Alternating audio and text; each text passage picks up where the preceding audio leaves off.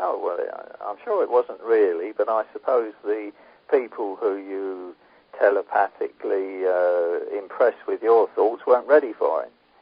No, they weren't. As a matter of fact, once I tried to help this kid out in a test, and the fact finally that we were in opposite ends of the room kept me from being suspended.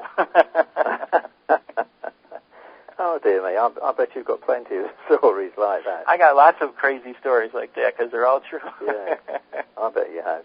But coming back to these massive motherships, I think I've got my own ideas and little bits of information about them, but I was quite astounded to read in your book, Your First Contact, that in the larger ones they actually replicate things like moonlit skies, and you have steep hills and they have bridges over streams. I mean, that really is amazing. Yeah, they can do just about anything with their holographic technology has reached the point where they can not only reproduce something, but they can reproduce it so that it's an exact replica, and it's just as strong or as long as the original. So it's amazing what you look at this technology, and you, of course, you know it's millions of years ahead of us. But even so, you are amazed. Of course, as one guy said once long ago, I forgot his name exactly right now. He just simply said the magic of today is really the science of tomorrow. So that's really what it is. It's like utter magic. You know, people disappearing, people walking through walls, people in a blink. They can build an entire town in a blink. Great. I mean, they can take an entire town away in a blink. I mean, it's just... Oh, yes. Well, that does go, doesn't it, some way towards explaining possibly how they can restore the Earth in such a short period of time. Right. They have this incredible technology which they can tap into the actual energies of the Earth, in other words, its past memories, her past memories, and reproduce them. This technology that they have is just, it's beyond magic. It's almost like fantasy, but it's real. And that's the thing that I really liked about all this technology, was that it was so much what you would expect people who were very advanced in consciousness and very, very advanced in the whole concept of who and what they are. In other words, they knew who they were. They would be beyond the whole concept of wars and competition, etc., and they would be into using their technology to better a planet they were on or to better a planet they were visiting, and they had received from the local hierarchy the permission to go ahead and do something about what was happening on there. So their technology is everything. They can make even planets appear and disappear. I mean, the technology is unbelievable. It's mind-boggling.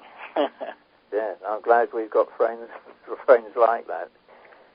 You go on in your book to talk about the Arcturians, who you said were perhaps some of the most interesting beings, and the Andromedans, who were very Earth-like in appearance, who you said had a great spiritual knowledge.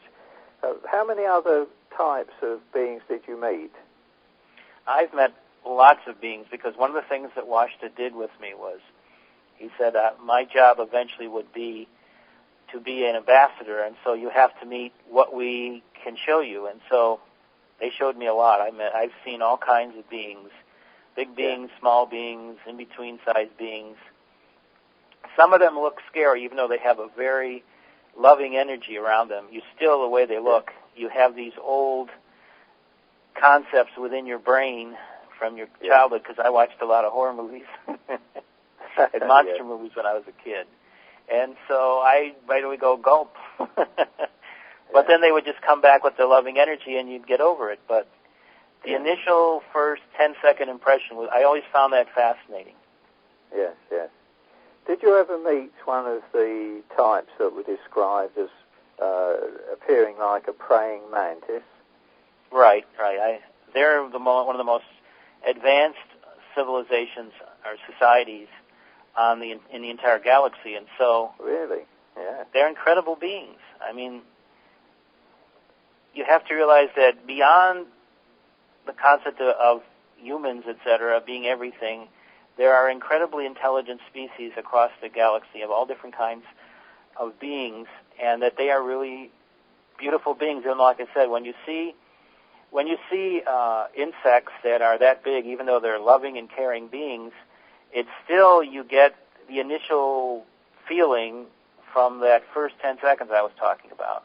And then you feel their heart energies and their spirit energies, and it kind of doesn't fit. And then you just get over it, so to speak. You just let it go, all this fear and upsetness. If they are that advanced, does it mean they could present themselves differently if they wished? They could. But what they wanted to do with me as part of what Washta was about was for me and them to see each other in their original form. So. Right. I see. Yes. A lot of them even go around on Earth disguised because they have this advanced consciousness, so they can create in their aura fields. They can switch to aura fields to make themselves look like anything, so they can make themselves look human or whatever. Right. That's probably caused a little bit of conflict between people who claim they've seen certain entities from a particular civilization, and they end up coming with different descriptions. Right. They do. That's the problem, because what they try to do is become as pleasing to whoever they're working with as possible, unless they see that they don't have to. In my case, they don't have to, as happened when I did your galactic neighbors, which is a lot of creatures from different parts of the galaxy, and some of them were kind of strange, especially the dinosaurians were kind of, because they look like raptors, basically, which are miniature T-Rexes. So when you have that staring at you, like I said, you have this 10-second moment. When you feel like running. Right, you say, this is an advanced being, and it's got these huge teeth and looks just like the most dangerous creature in the history of the planet. You got to be kidding. And then you see you're absolutely wrong. Yes. Now, I'd like to talk a little bit about physical angels, because I believe you were given the history of the angels in this galaxy. Would I be correct in thinking that was through one who you described as your chief guide, Sandra? Repeat that again, Mike? Yeah, I'm trying to remember the name now of one who you described, I think, as your chief guide. Was it Sandra or Sandra? Yeah, Sandra. Sandra. Right, and you were talking about maintaining physicality, and we were here to provide heaven with those lessons and experiences necessary to the sacred divine plan. Do you know any more about that one? Well, basically what they were talking about is how all physical beings that are physical angels are beings that are dedicated to what heaven's divine plan is, which of course is the Creator's divine plan. And their task is to bring that divine plan to fruition in this galaxy, and so that's their main task. And so what they will do is working on going from place to place to carry out and materialize the divine plan. Right. And that's pretty much what physical angels do in this galaxy. Yes. So you were saying in your book that about 10 billion years ago, the physical angels were brought into the Milky Way galaxy, and they helped the Elohim in shaping the planetary systems which now exist in our galaxy. Then these must be mighty powerful beings. They are. Well, we all are. We are those beings and latent forms of beingness right now. So yeah, we are those beings. So that's something we should realize, is just how potentially powerful and spiritually manifesting capabilities that all of us have when we are, and when we become once again to be fully conscious beings. Yeah. So. Right.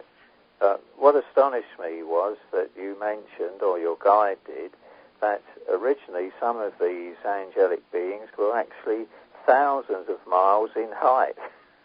Right. Because originally when they came in here, they maintained the sizing that they were used to in heaven proper. And of course, in heaven, angelic beings are actually extremely large. Yes. Because heaven actually is infinite. buy out